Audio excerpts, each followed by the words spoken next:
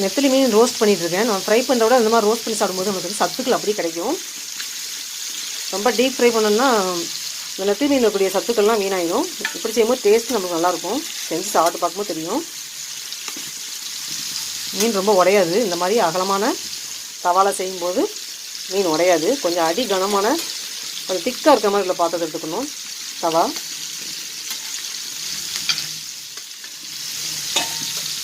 அப்படியே மீன் ரோஸ்ட் ஆகட்டும்.